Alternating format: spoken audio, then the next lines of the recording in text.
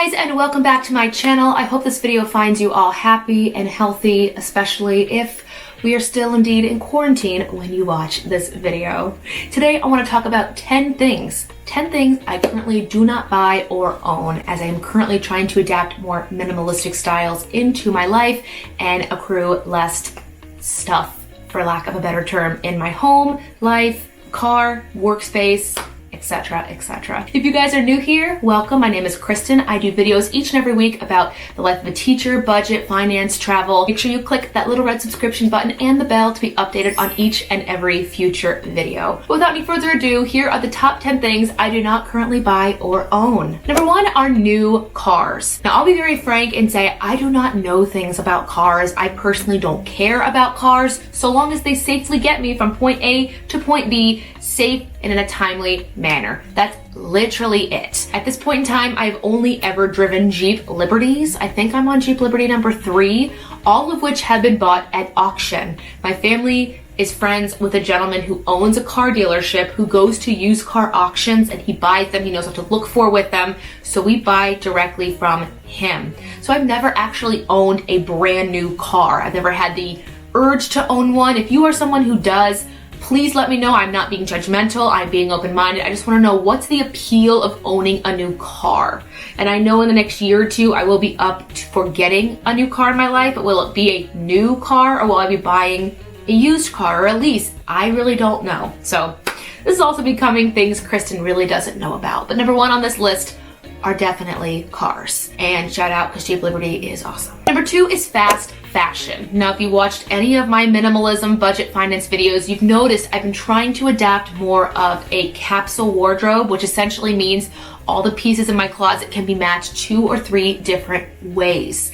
Fast fashion was something I was into when I did work in retail because I was around it every day. I saw the changing styles every 2 to 3 weeks, and now I just like to have more solids, things that I can mix and match with. And honestly, I've been going through a phase now of just watching minimalist YouTube channels and seeing what they keep in their closet and trying to adapt more of what they have. Because I am a teacher, performer, YouTuber, someone who does speak a few times a year, I do have an extensive wardrobe that has jeans, dress pants, several solid tops, professional wear, teacher wear, and then of course active wear. It's all in one, but I can say it all fits nice and neatly into one closet. But with all that said, fast fashion is not something I typically go into anymore. I buy clothes maybe 5 or 6 times a year, especially when they have yearly sales. But while in quarantine, definitely not buying any new clothes. Number 3 on my list are designer watches. Now, you've seen these in my videos. I do wear a Fitbit Versa. This is something my husband and I got together. The only watch that could be considered designer is one that I got on my last cruise ship. I used to be a cruise ship singer, and I celebrated ship number 7 in my Carnival Cruise Line career by getting a really nice Bulova watch. Now, with that being said, I was doing a side hustle on board, because you can do side hustles on board cruise ships. Singers, I see you.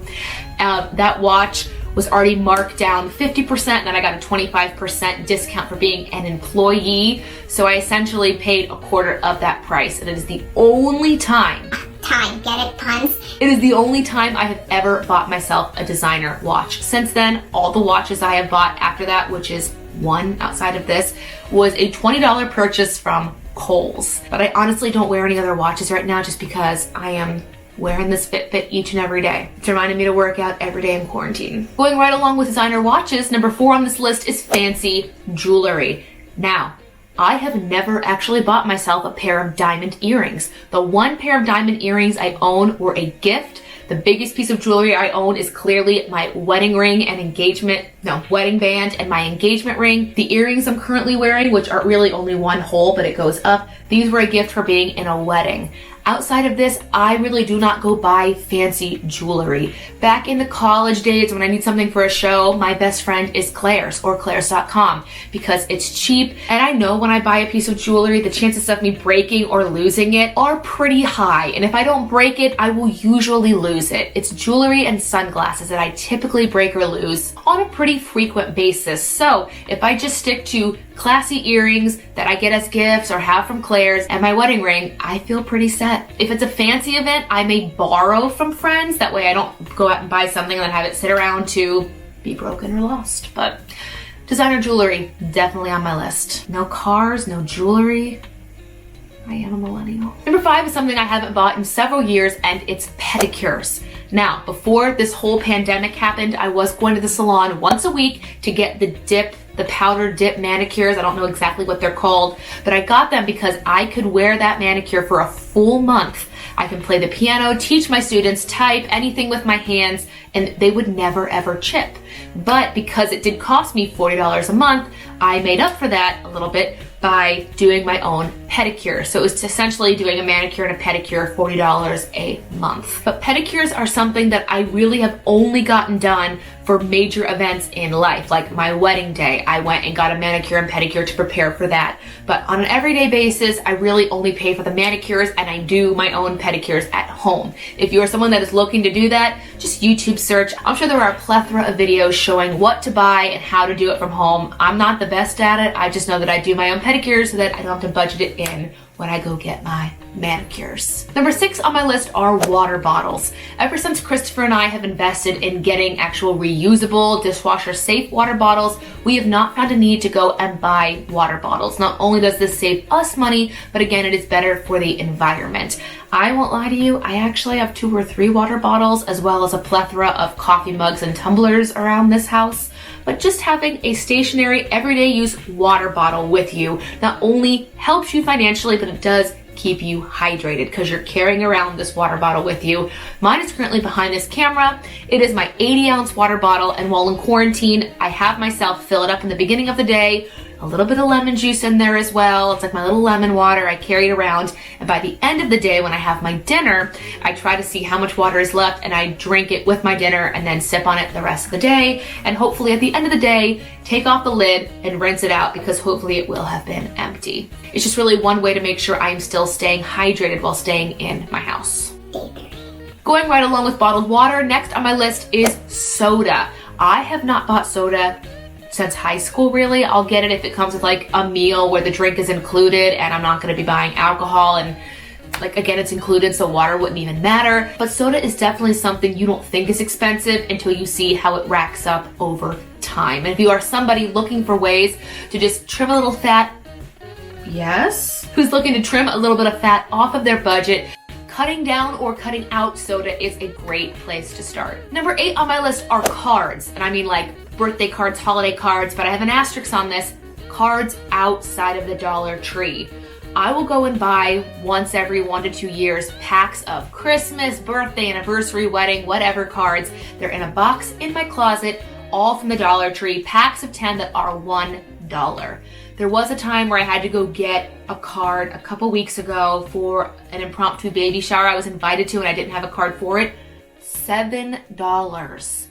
$7 was what they were asking for with that, and I went in on it only because I was sharing the cost of the gift and card with a friend, and I was just like, let's get this done. Great, but then never again. I have learned my lesson. $7 for cards. Wow, that's insane. And that is why cards outside of the Dollar Tree are now on my things that I do not buy list. I have learned. Number 9 might upset some ladies watching this video, but it is handbags. I have never seen the appeal of having a closet full of handbags. I don't get it. My purses are literally satchels I get from Kohl's, and I've had the same ones for years.